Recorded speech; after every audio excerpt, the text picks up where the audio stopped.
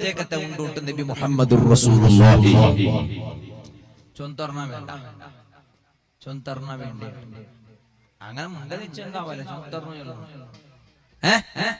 ചൊന്തർണ ഡാസ് കൈവച്ച് തുറന്നു അപ്പം കൊറിയാങ്ങുള്ളാറ് നല്ല ഉസ്താദെ അവട്ടെ അല്ലാഹു തആല നല്ല ഭാഗ്യം തരട്ടെ.